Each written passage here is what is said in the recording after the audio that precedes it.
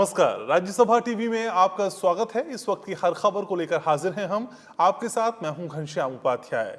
Bulletin में आपको बताएंगे, देश के ईमानदार करदाताओं को केंद्र सरकार ने नई सौगात दी है। प्रधानमंत्री नरेंद्र मोदी ने आज पारदर्शी कराधान मंच की शुरुआत की। साथ ही बात होगी बुलेटिन में कोविड-19 की। देश में हर रोज कोरोना के मामले बढ़ रहे हैं। अब तक संक्रमितों की संख्या 24 लाख के करीब पहुंच गई है। बीते 24 घंटे में रिकॉर्ड 67,000 नए मामले सामने आए हैं। हालांकि इस दौरान 56,000 से ज्यादा लोग ठीक भी हुए हैं और रिकवरी रेट बढ़कर 70.77% हो गया है। इसके साथ ही बुलेटिन में आपको बताएंगे, बिजली से चलने वाले वाहनों को बढ़ावा देने के लिए सरकार ने एक बड़ा कदम उठाया है। अब बिजली के उन वाहनों के भी पंजीकरण को अनुमति दी जाएगी जिनमें पहले से बैटरी नहीं लगी है। इसके अलावा देश विदेश की हर खबर पर रहेगी नजर। शुरुआत करते हैं बुलेटिन की।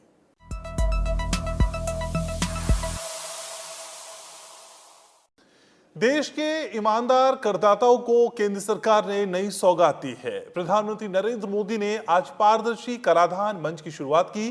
प्रधानमंत्री ने इसे देश में चल रहे ढांचागत सुधारों के सिलसिले में नया पड़ाव बताया। इस मंच के जरिए देश में टैक्स प्रणाली सीमलेस, पेनलेस और फेसलेस बनेगी। इस मौके पर प्रधानमंत्री ने देशवासियों से आगे बढ़कर भुगतान करने की अपील भी की।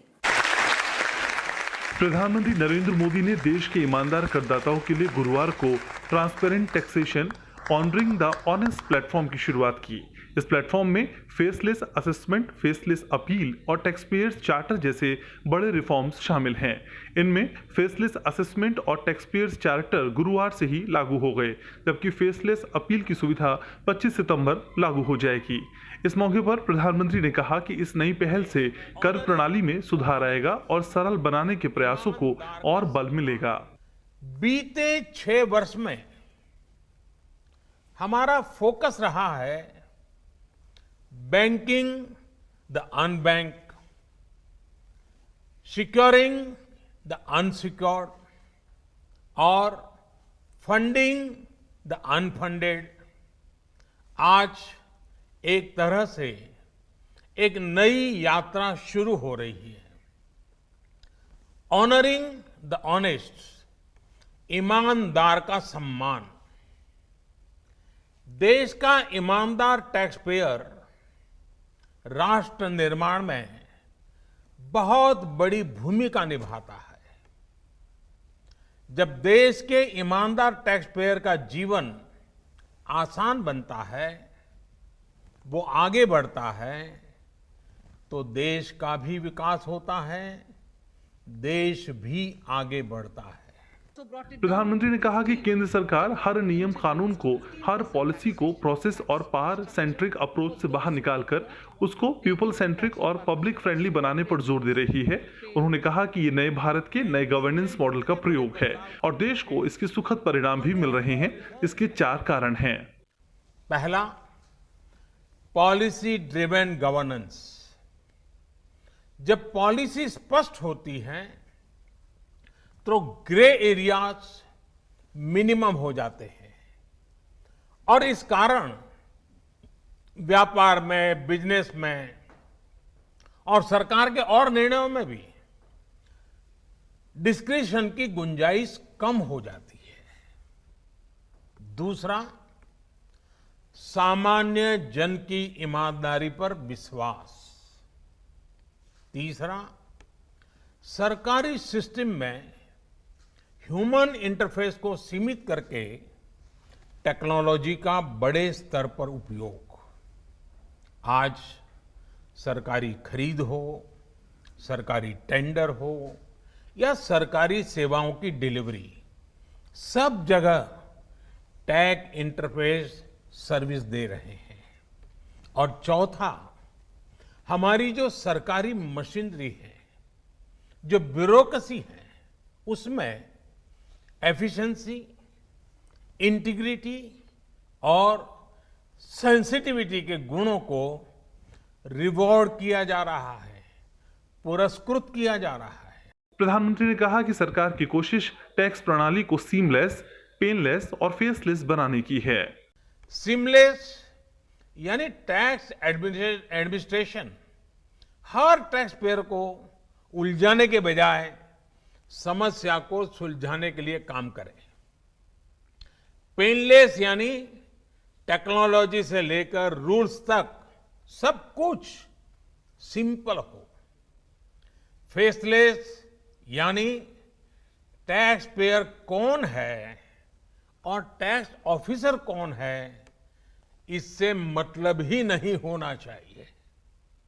आज से लागू होने वाले ये रिफॉर्म्स इसी सोच को आगे बढ़ाने वाले हैं। प्रधानमंत्री ने बताया कि 2012-13 में जितने टैक्स रिटर्न होते थे उसमें से 0.94% की स्क्रूटनी होती थी, लेकिन आज उससे काफी कम स्क्रूटनी हो रही है क्योंकि सरकार टैक्स पेयर्स पर भरोसा कर रही है। प्रधानमंत्री ने कहा कि टैक्स पेयर्स चार्टर भी देश की विकास यात्रा में बहुत बड़ा कदम है। उन्होंने बताया कि भारत के इतिहास में पहली बार करदाताओं के अधिकारों और कर्तव्यों को कोडिफाई किया गया है, उनको मान्यता दी गई है। उन्होंने कहा कि टैक्स पेयर्स को इस स्तर का सम्मान और सुरक्षा देने वाले गिने चुने देशों में अब भारत भी शामिल हो गया है। आयकर विभाग के लिए नीतियां बनाने वाले शीर्ष निकाय CBDT ने पिछले कुछ सालों में प्रत्यक्ष करों में कई प्रमुख और बड़े कर सुधार लागू किए हैं।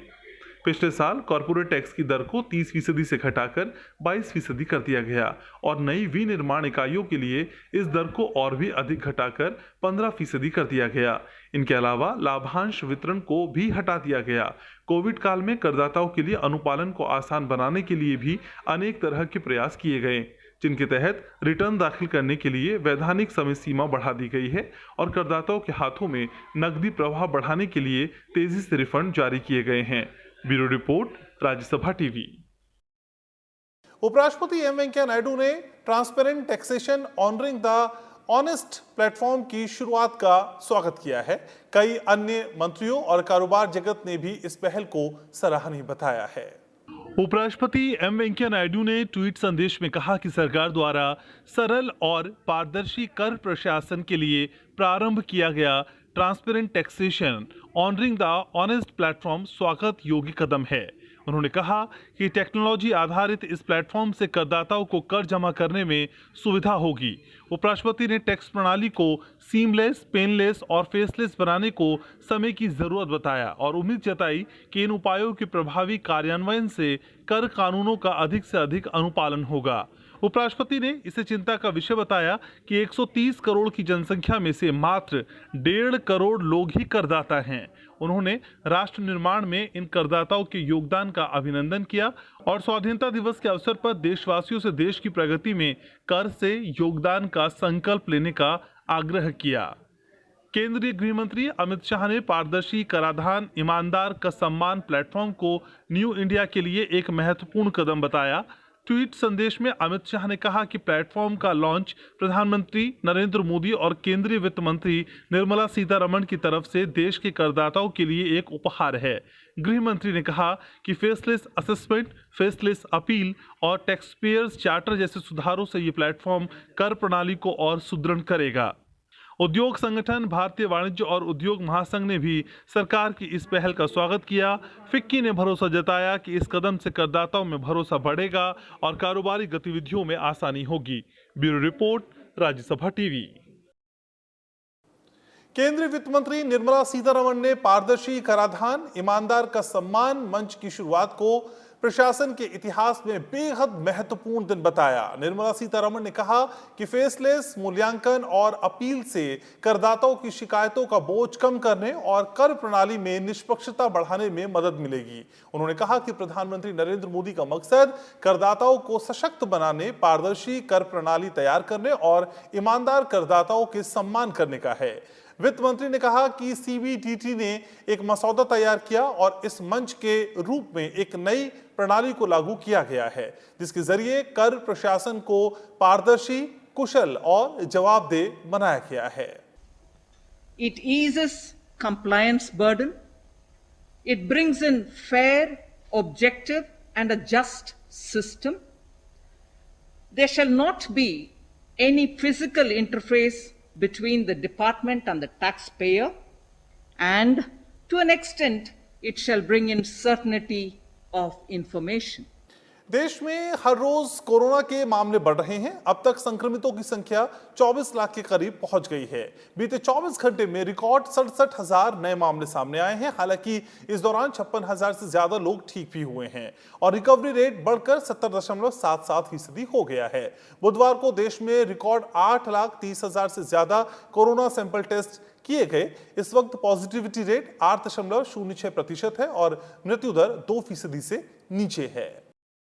स्वास्थ्य मंत्रालय की ओर से गुरुवार को जारी आंकड़ों के मुताबिक देश में कोरोना संक्रमितों की संख्या 23,96,637 हो गई है।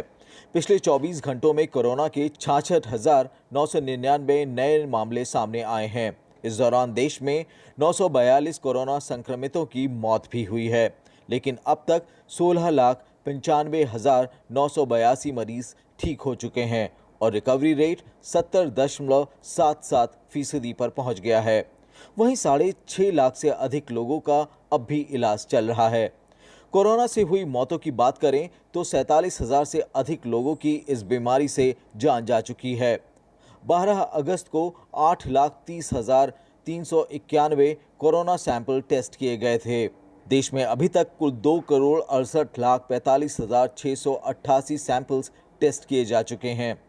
देश में इस वक्त कोरोना की जांच के लिए 1,433 लैब काम कर रहे हैं। Bureau report, Rajya Sabha TV. देश में 10 राज्यों में रोजाना कोरोना के सबसे ज्यादा मामले सामने आ रहे हैं। इसमें महाराष्ट्र, आंध्र प्रदेश, तमिलनाडु और कर्नाटक सबसे ऊपर है। तमिलनाडु में रिकवरी रेट भी सबसे अधिक 81.5% है। यहां कोरोना के टेस्ट भी सबसे ज्यादा किए गए हैं। कोरोना के आंकड़ों पर नजर डालें तो महाराष्ट्र में बीते 24 घंटे में 12,000 से ज्यादा मामले आए हैं। यहां अब तक 5,48,000 से अधिक मामलों की पहचान हो चुकी है। राज्य में 1.5 लाख के करीब सक्रिय मामले हैं। वहीं कोरोना से रिकवरी रेट 69% से अधिक है। यहां अब तक 29 लाख से अधिक टेस्ट किए जा चुके हैं। तमिलनाडु में करीब 5,871 नए केस आए हैं। यहां अब तक 3,14,000 से अधिक मामले आ चुके हैं। हालांकि रिकवरी रेट तमिलनाडु में 81% से अधिक है और मृत्यु दर 1.68% है। कोरोना टेस्ट की बात करें तो राज्य में 34 लाख से अधिक टेस्ट हुए हैं। आंध्र प्रदेश में 9,500 से अधिक नए मामले आए हैं। यहां 2.5 लाख से अधिक लोग कोरोना से संक्रमित हो चुके हैं। राज्य में रिकवरी रेट 63% से अधिक है। यहां अब तक 26 लाख से अधिक टेस्ट किए गए हैं। कर्नाटक में बीते 24 घंटे में 7,800 से अधिक नए केस आए हैं और अब तक राज्य में 1,96,000 से अधिक कोरोना केस आ चुके हैं, जिनमें 80,000 से अधिक लोगों का इलाज चल रहा है। यहां रिकवरी रेट करीब 57% है। परीक्षण की बात करें तो 18 लाख से अधिक टेस्ट कर्नाटक में किए जा चुके हैं। उत्तर प्रदेश में भी 4,000 से ज्यादा नए केस दर्ज किए गए हैं। राज्य में कोरोना के मरीजों की संख्या 1,36,000 के पार पहुंच गई है। राज्य में कोरोना से रिकवरी रेट 62% से अधिक है और मृत्यु दर 1.64% है। उत्तर प्रदेश में 34 लाख से अधिक कोरोना की जांच की गई है। बिहार में बीते एक दिन में 3,908 नए केस सामने आए हैं। यहां अब तक कोरोना के 90,000 से अधिक मरीज सामने आ चुके हैं। राज्य में रिकवरी रेट 66% से अधिक है और मृत्यु दर 0.5% से कम है। यहां अब तक 12 लाख से अधिक टेस्ट किए गए हैं। पश्चिम बंगाल में भी 3,000 के करीब नए मामले दर्ज किए गए हैं। यहां 1 लाख से अधिक केस आ चुके हैं और राज्य में रिकवरी रेट 73% के करीब है। पश्चिम बंगाल में 11,86,000 से अधिक टेस्ट हो चुके हैं। तेलंगाना में अब तक 86,000 से अधिक केस आ चुके हैं। पिछले 24 घंटे में 1,931 नए केस आए हैं। राज्य में 22,000 से अधिक सक्रिय मामले हैं और यहाँ रिकवरी रेट करीब 73% है। यहाँ 6 लाख से अधिक लोगों के सैंपल की जांच की जा चुकी है। Bureau report, Rajya Sabha TV. कोविड-19 महामारी से निपटने के लिए केंद्र सरकार लगातार प्रयास कर रही है। इसके प्रभावी प्रबंधन को सुनिश्चित करने के लिए राज्यों और केंद्र शासित प्रदेशों के स्वास्थ्य ढांचे को मजबूत करने में केंद्र सरकार हर मुमकिन मदद कर रही है। कोविड-19 से जुड़ी स्वास्थ्य सुविधाओं को बढ़ाने के साथ केंद्र राज्यों और केंद्र शासित प्रदेशों को मुफ्त में चिकित्सा आपूर्ति भी कर रहा है। 11 मार्च के बाद से केंद्र सरकार ने राज्यों, संघ राज्य क्षेत्रों और केंद्रीय संस्थानों को 3 करोड़ 4 लाख से ज्यादा N95 मास्क और 1 करोड़ 28 लाख से ज्यादा PPE किट वितरित की है। साथ ही 10 करोड़ 83 लाख से अधिक हाइड्रोक्सीक्लोरोक्वीन टैबलेट भी उन्हें मुफ्त दिए गए हैं। इसके अलावा 22,533 मेक इन इंडिया वेंटिलेटर विभिन्न राज्यों, केंद्र शासित प्रदेशों और केंद्रीय संस्थानों को वितरित किए गए हैं। केंद्र वेंटिलेटरों को लगाए जाने और उनका संचालन भी सुनिश्चित कर रहा है। खास बात यह है कि केंद्र सरकार की ओर से की गई अधिकांश आपूर्ति घरेलू स्तर पर निर्मित है। इससे आत्मनिर्भर भारत और मेक इन इंडिया के लिए संकल्प मजबूत हुए हैं। Bureau report, Rajya Sabha TV. Delhi के आर्मी रिसर्च एंड रेफरल अस्पताल में भर्ती पूर्व राष्ट्रपति प्रणब मुखर्जी की हालत स्थिर बनी हुई है। आरआर अस्पताल की ओर से जारी मेडिकल बुलेटिन के मुताबिक पूर्व राष्ट्रपति प्रणब मुखर्जी की तबीयत में कोई बदलाव नहीं हुआ है। उनकी हालत स्थिर है और उन्हें अभी वेंटिलेटर सपोर्ट पर भी रखा गया है। प्रणब मुखर्जी के बेटे अभिजीत मुखर्जी ने ट्वीट किया, आप सभी की प्रार्थनाओं से मेरे पिता की हालत फिलहाल रक्त प्रवाह के लिहाज से स्थिर है। मैं आप सभी से प्रार्थनाएं जारी रखने की गुजारिश करता हूं। उनकी जल्द रिकवरी के लिए दुआ कीजिए। सोमवार को आरआर अस्पताल में पूर्व राष्ट्रपति की ब्रेन सर्जरी की गई थी। मस्तिष्क में जमे खून के थक्के को हटाने के लिए की गई इस सर्जरी के बाद उन्हें वेंटिलेटर सपोर्ट पर रखा गया है। मेडिकल जांच में वो कोरोना पॉजिटिव भी पाए गए थे। देश भर में पूर्व राष्ट्रपति के स्वास्थ्य की कामना की जा रही है। Bureau report, Rajya Sabha TV. Corona महामारी लोगों की जान के साथ ही दुनिया की ज्यादातर अर्थव्यवस्थाओं के लिए भी संकट बनकर आई है। ब्रिटेन में कोविड-19 महामारी पर काबू पाने के लिए लागू किए गए लॉकडाउन के चलते दूसरी तिमाही में जीडीपी में 20.4% की भारी गिरावट आई और वो मंदी की चपेट में आ गई। वहीं रूस की ओर से स्वदेशी कोरोना वैक्सीन को मंजूरी देने पर विश्व स्वास्थ्य संगठन ने कहा कि WHO को रूसी वैक्सीन की पर्याप्त जानकारी नहीं भेजी गई है, जिससे कि वैक्सीन का मूल्यांकन किया जा सके। फेज 2 और फेज 3 ट्रायल पूरा होने से पहले रूसी वैक्सीन का उत्पादन नहीं होना चाहिए। दुनिया में कोरोना संक्रमितों की संख्या बढ़कर 2 करोड़ 6 लाख के पार हो चुकी है। इस जानलेवा वायरस की चपेट में आने से अब तक 7,49,000 से ज्यादा लोग जान गंवा चुके हैं। अमेरिका में कोरोना से अब तक 51,97,000 से ज्यादा लोग इस वायरस से संक्रमित हैं और 1,66,000 लोगों की मौत हो चुकी है। वहीं सक्रिय मामलों की संख्या 32,76,000 से ज्यादा है। कोरोना से सबसे ज्यादा प्रभावित दूसरा देश ब्राजील है। यहां अब तक 31,64,000 से ज्यादा लोग संक्रमित हो चुके हैं। वहीं 1 लाख से ज्यादा लोगों की मौत हो चुकी है। ब्राजील में वायरस को हराकर ठीक होने वालों की संख्या करीब 25.5 लाख के पार हो चुकी है। तीसरे नंबर पर इस वायरस से सबसे ज्यादा प्रभावित देश भारत है। यहां अब तक 23,96,000 से ज्यादा लोग संक्रमित हुए हैं। चौथे नंबर पर रूस है, जहां 9,05,000 लोग संक्रमित हैं और अब तक 15,000 से ज्यादा लोगों की मौत हो चुकी है और 1,75,000 सक्रिय मामले हैं। दक्षिण अफ्रीका में 5,68,000 से ज्यादा लोग संक्रमित हो चुके हैं, जिसमें 11,000 से ज्यादा लोगों की मौत हो चुकी है। Bureau report, Rajya Sabha TV. एक छोटे से ब्रेक के लिए यहाँ रुक रहे हैं, जल्द लौट रहे हैं कुछ और खबरों के साथ। आप देखते रहिए राज्यसभा टीवी।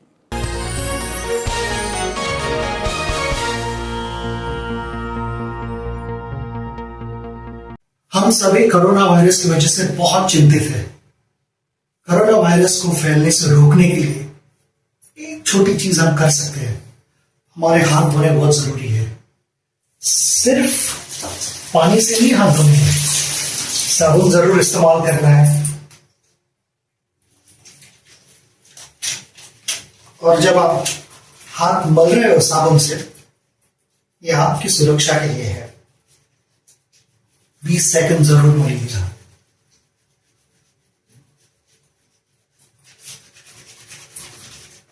ऊपर से भी ऐसे क्लीन करना जरूरी है और हाथ बदलते रहिए जरूर।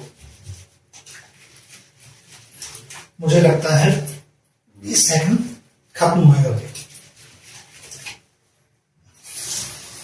हाथ अच्छी तरह से साफ कीजिए और उससे भी बहुत इंपॉर्टेंट चीज है, उसे सही तरह से सुखाना। भूलिएगा।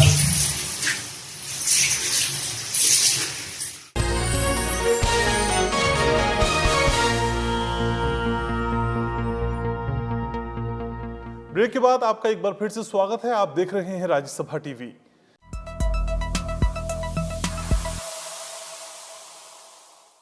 उपराष्ट्रपति और राज्यसभा के सभापति एम वेंकैया नायडू ने अपने कार्यकाल के 3 वर्ष पूरे होने के अवसर पर राज्यसभा सचिवालय की ओर से आज आयोजित वृक्षारोपण कार्यक्रम में भाग लिया। इस दौरान उपराष्ट्रपति ने संसद भवन परिसर में रुद्राक्ष के पेड़ का पौधारोपण किया। उपराष्ट्रपति ने कहा कि कोरोना महामारी इस बात का संकेत है कि मानव द्वारा प्रकृति के साथ बहुत ज्यादा छेड़छाड़ की जा रही है और लगातार दोहन से प्रकृति की देखभाल करने वाला पर्यावरण भी प्रभावित हो रहा है। उपराष्ट्रपति ने इस बात पर जोर दिया कि मनुष्य और प्रकृति के बीच एक अच्छा संतुलन बनाए रखने की आवश्यकता है। उन्होंने कहा कि हर किसी को प्रकृति से प्रेम होना चाहिए और उसके साथ रहना चाहिए। इस अवसर पर उपराष्ट्रपति ने कहा कि पर्यावरण का संरक्षण हम सब की प्राथमिकता होनी चाहिए और इसके लिए वन महोत्सव को जन महोत्सव के रूप में प्रचलित किया जाना चाहिए। उन्होंने कहा कि बेहतर भविष्य के लिए प्रकृति की रक्षा करें और संस्कृति का संरक्षण करें। उपराष्ट्रपति ने कहा कि हम एक पेड़ लगाकर एक स्थायी जीवन शुरू कर सकते हैं, जिसकी आज बहुत जरूरत है। उन्होंने ये भी कहा कि हमें बच्चों में वृक्षारोपण की आदत विकसित करनी चाहिए ताकि इसे जीवन का एक तरीका बनाया जा सके। राज्यसभा के सभापति एम वेंकैया नायडू के कार्यकाल का चौथा साल शुरू होने से पहले राज्यसभा सचिवालय ने लंबित 4,406 फाइलों का निपटारा कर दिया। सभापति ने इस महीने के पहले हफ्ते में सचिवालय को निर्देश दिया था कि उनके कार्यकाल का चौथा साल शुरू होने के एक दिन पहले यानी 10 अगस्त के बाद कोई भी फाइल लंबित नहीं रहनी चाहिए। सभापति के निर्देश के बाद सचिवालय ने 8 दिन का विशेष अभियान चलाया। इसके लिए सचिवालय के करीब 60 अनुभागों ने देर शाम तक काम किया और इस मिशन को 10 अगस्त तक पूरा कर दिया। यहां तक कि शनिवार और रविवार को भी इन अनुभागों ने काम किया। फाइलों का काम पूरा होने के बाद उन्हें सभापति के अवलोकन के लिए प्रस्तुत किया गया है। इसमें से कुछ फाइलें 2007 से लंबित थी, जबकि कुछ फाइलें पिछले 3 महीने से कम उपस्थिति की वजह से लंबित थी। इस विशेष अभियान के तहत 9 अगस्त तक प्राप्त सभी पत्रों, मुद्दों और संदर्भों को शामिल किया गया था।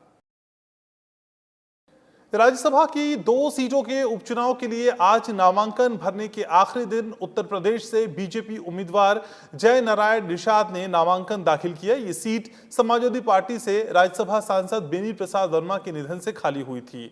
वहीं केरल की एक राज्यसभा सीट के लिए लोकतांत्रिक जनता दल के प्रदेश अध्यक्ष एमवी श्रेयस कुमार ने नामांकन दाखिल किया। ये सीट एमपी वीरेंद्र कुमार के निधन से खाली हुई थी। दोनों सीटों के लिए शुक्रवार को नामांकन पत्रों की जांच का काम होगा। वहीं 17 अगस्त को नाम वापस लेने का दिन है। दोनों सीटों पर 24 अगस्त को चुनाव होगा। वहीं नतीजे भी उसी दिन शाम को घोषित कर दिए जाएंगे। नागालैंड विधानसभा का 1 दिवसीय मॉनसून सत्र गुरुवार को स्पीकर शाइनिंग लोंगकुमेर ने अनिश्चितकालीन के लिए स्थगित कर दिया। 6 महीने की अवधि में सत्र आयोजित करने की संवैधानिक आवश्यकता को पूरा करने के लिए सत्र आयोजित किया गया था। इससे पहले सदन विपक्षी बेंच नगा पीपल्स फ्रंट की भागीदारी के बिना शुरू हुआ। विपक्ष के सत्र का बहिष्कार किया और आरोप लगाया था कि सिर्फ संवैधानिक दायित्व की पूर्ति के लिए सत्र का आयोजन किया गया है।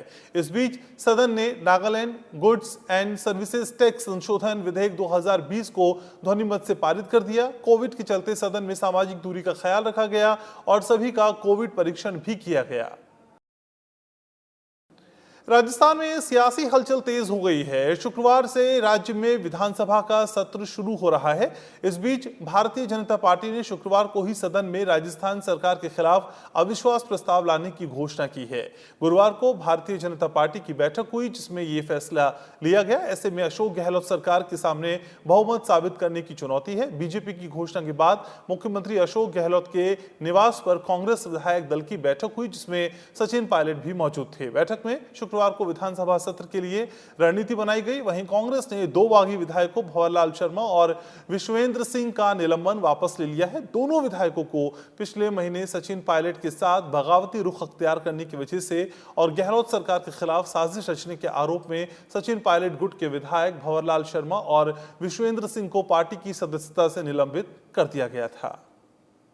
बिजली से चलने वाले वाहनों को बढ़ावा देने के लिए सरकार ने एक बड़ा कदम उठाया है। बिजली के उन वाहनों के पंजीकरण को अनुमति दी जाएगी जिनमें पहले से बैटरी नहीं लगी है। अब रजिस्ट्रेशन के वक्त बैटरी के निर्माण और उसके प्रकार का विवरण देने की भी जरूरत नहीं होगी। हालांकि रजिस्ट्रेशन में ये बताना जरूरी होगा कि वाहन में लगने वाली बैटरी साधारण है या उसकी अदला बदली यानी स्वैपिंग की जा सकती है। बिजली से चलने वाले दोपहिया और तिपहिया वाहनों की कुल कीमत की 30 से 40% कीमत बैटरी की होती है। अगर ये वाहन बिना बैटरी के बेचे जाएं तो इनकी कीमत में अच्छी खासी कमी लाई जा सकती है। बाद में ग्राहक बैटरी ओरिजिनल इक्विपमेंट मेकर या एनर्जी सर्विस प्रोवाइडर से कम दामों में भी खरीद सकते हैं। Bureau report, Rajya Sabha TV. सरकार ने जुलाई की महंगाई के आंकड़े जारी कर दिए हैं। जुलाई के दौरान उपभोक्ता मूल्य सूचकांक 6.93% पर रहा। पिछले साल इस अवधि में ये दर 3.15% थी। जुलाई के दौरान खाद्यान्नों की महंगाई दर 9.62% रही, जबकि मई के महीने में 8.72% थी। इस बीच सरकार ने जून के महंगाई के संशोधित आंकड़े भी जारी किए हैं। अब जून के दौरान खुदरा महंगाई की दर 6.23% बताई गई है, जबकि पहले जारी आंकड़ों में इसे 6.09% बताया गया था। मौसम विभाग ने देश के कई हिस्सों में अगले 2 दिनों तक मध्यम से तेज बारिश का अनुमान जताया है। साथ ही बिहार के कई इलाकों में आसमानी बिजली गिरने का भी अंदेशा जताया है।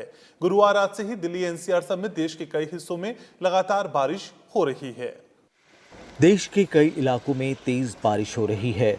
दिल्ली एनसीआर में भी लगातार तेज बारिश से जनजीवन अस्त व्यस्त हो गया है। वहीं हरियाणा, हिमाचल प्रदेश, उत्तराखंड, उत्तर प्रदेश, बिहार, राजस्थान, गुजरात और महाराष्ट्र में मौसम विभाग ने अगले 2 दिनों तक इसी तरह का मौसम रहने का अनुमान जताया है। उधर अरब सागर से उठी दक्षिण पूर्वी हवाओं और बंगाल की खाड़ी से आने वाली पूर्वी हवाओं से आर्द्रता बनी है, जिससे अगले 2-3 दिनों तक बारिश जारी रहेगी। केरल में बाढ़ से 6 जिले बुरी तरह पीड़ित हैं, जिससे हजारों लोग बेघर हो गए हैं। केरल के राज्यपाल आरिफ मोहम्मद खान और मुख्यमंत्री पिनराई विजयन ने इडुक्की जिले में गुरुवार को भूस्खलन स्थल का दौरा किया। भूस्खलन से मृतकों की तादाद बढ़कर 55 हो गई है। Bureau report, Rajya Sabha TV. राजधानी दिल्ली में 74वें स्वतंत्रता दिवस समारोह के लिए तैयारियां जोर शोर से चल रही हैं। कोविड-19 के बीच लाल किले पर होने वाले 15 अगस्त के कार्यक्रम के लिए तैयारियां पूरे एहतियात के साथ चल रही हैं। स्वतंत्रता दिवस समारोह के लिए आज फुल ड्रेस रिहर्सल हुई। बारिश के बीच जवानों का जोश देखने को मिला। जवानों ने मास्क पहनकर और सोशल डिस्टेंसिंग का पालन करते हुए रिहर्सल की। राजधानी दिल्ली में वाहनों की सुरक्षित और सुचारू आवाजाही सुनिश्चित करने के लिए दिल्ली पुलिस ने एक यातायात सलाह जारी की थी। दिल्ली पुलिस ने 14 अगस्त के लिए भी सुरक्षा के लिए एडवाइजरी जारी की है। सुरक्षा के लिहाज से ये एडवाइजरी है। पुलिस की एडवाइजरी के अनुसार तिलक मार्ग, मथुरा रोड, बहादुर शाह जफर मार्ग, Subhash road, Jawaharlal Nehru road, ring road, ISBT bridge वाले रास्तों के स्थान पर अन्य मार्गों का इस्तेमाल करने का अनुरोध किया गया है। सुरक्षा के लिहाज से 14 अगस्त की रात 11 बजे से 15 अगस्त की सुबह 11 बजे तक दिल्ली के किसी भी बॉर्डर से भारी कमर्शियल वाहन की आवाजाही पर रोक लगी रहेगी। तो इन तमाम खबरों के साथ इस बुलेटिन में फिलहाल के लिए मेरे साथ इतना ही। आप अपना ख्याल रखिए, अपनों का ख्याल रखिए और देखते रहिए राज्यसभा टीवी। नमस्कार।